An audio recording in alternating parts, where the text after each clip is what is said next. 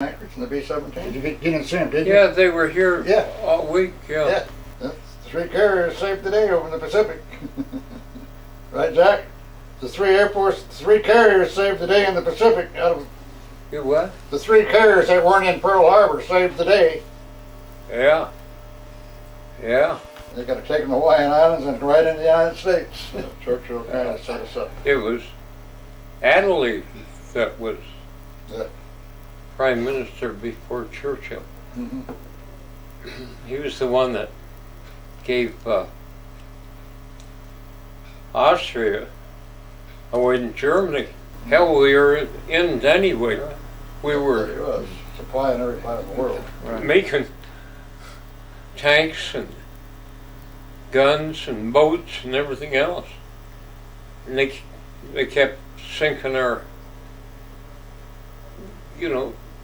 ships going over to England with.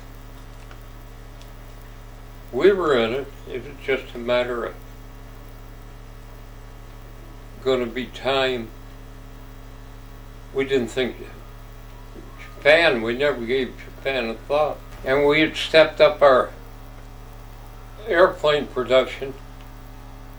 There was Willow Run plant just outside Detroit. Started building B-24s, and with Ford's experience, see, they're built. It's called the Consolidated, and they were building them in California, and they were turning out one a day. Well, Ford got the production up, so they were turning out one an hour. Well, Kaiser was building ships at 3 a day. 3 days building a ship. They built in sections and welded them together.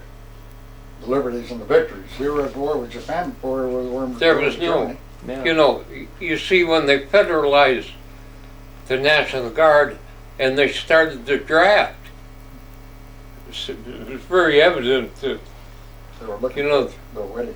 we're building up some armed forces, because it was just how long could we stay out of it.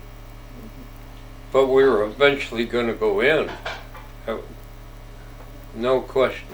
I was in the National Guard, and then they pressed the National Guard into federal service. And then you were just in. You just stayed in. And that happened in August of '40, when they pressed the National Guard. Where'd they go? New Guinea in '42. Then I came back.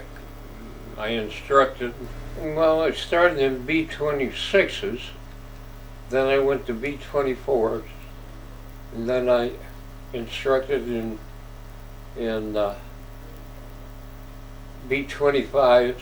But up here I flew C-47s, B-17s, OA-10s.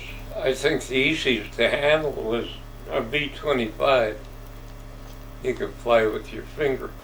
Then I crewed up in B-24s and went to Europe. Flew out of England. The B-24 was probably the best for a heavy bomber, because we could carry a bigger bomb load than the 17 and fly faster. It wasn't the easiest ship to handle in formation like the 17 was, but it got the job done. And I came back and instructed in B-25s at Greenville, South Carolina. That's where I was when the war was over with Germany, and but I signed I didn't know what to do, so I signed a Class 1 volunteer. That's how I ended up here. I think I'd made a bad choice, because they sent me to Chimia. Then they pulled some strings and got transferred in here to 10th Rescue. And then I began to know the people in the town, get to meet them.